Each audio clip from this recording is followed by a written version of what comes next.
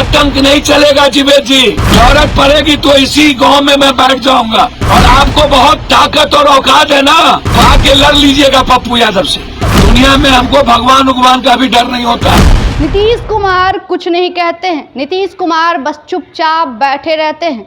नमस्कार, आप देख रहे हैं देशवा न्यूज, मैं हूं प्राची सिंह आपके साथ। पप्पू यादव का कहना है कि नीतीश कुमार बस चुपचाप बैठे रहते हैं, बस कुछ संज्ञान नहीं लेते हैं, बस बीजेपी के इशारों पर काम करते हैं। रूडी जी के एक इशारों पे तबादला करवा देते हैं। गौरव मंगला जो कि एक्शन नहीं लिए थे सारण हिंसा में, और जिस तरीके से कहा जाए वहां पर FIR तो 24 लोगों पर हो जाती है। माँ बहन का क्या हुआ? माँ बहन जो घर में बेहाल है और बच्चे स्कूल नहीं जा रहे हैं। जरा सुनिए कि पप्पू यादव वहां पर क्या कुछ कह रहे हैं। 24 आदमी पर आपने केस किया होगा, धारा 253 या 153 या और भी काम काज में दखल देने का चुनावी प्रक्रिया। आप वारंट ले आइए, वारंट सर्व करा दीजिए। जिन लोगों का आप वारंट लाएंगे वो अपना बेल करा ले, या जिनका नेम्ड FIR है वो अपना बेल करा लेंगे, या नहीं तो आप कानूनी प्रक्रिया के तहत आप कोर्ट जाइए, कोर्ट से आप कुर्की जब्ती लीजिए। हम एंटी बेल करेंगे या तो सरेंडर करेंगे। या कौन सा कानून है रात के 12 बजे मेरी माँ और मेरी बेटियों पर जुल्म करने का? और यही जुल्म पप्पू यादव को यहां लेके आ गया। ये डर नहीं चलेगा,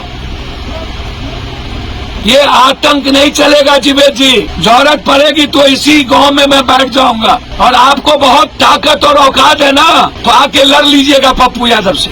दुनिया में हमको भगवान का भी डर नहीं होता, इसीलिए याद रखिएगा आप, इस तरह का जुल्म बंद करवाइए।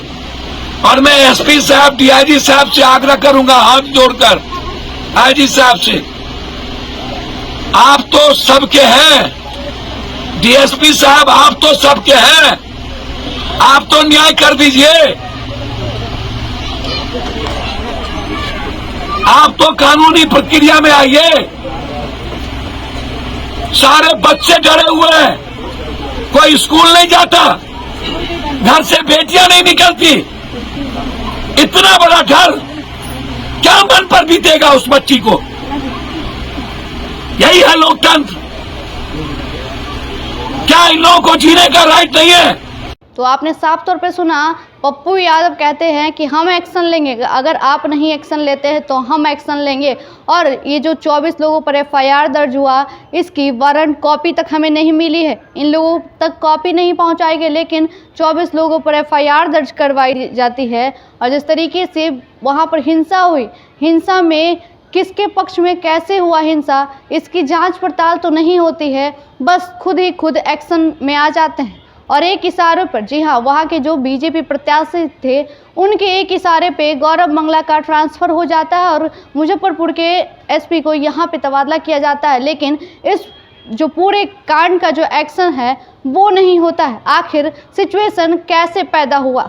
जिनकी जो हालत गंभीर है उनके पक्ष में पप्पू यादव उतरते हैं और कहते हैं कि हम उनके साथ खड़े हैं और दिखा देंगे क्या किसकी औकात है। फिलहाल इतना ही। देशवा न्यूज पर वीडियो देखने के लिए लाइक करें, सब्सक्राइब करें, साथ ही बेल आइकन दबाना न भूलें।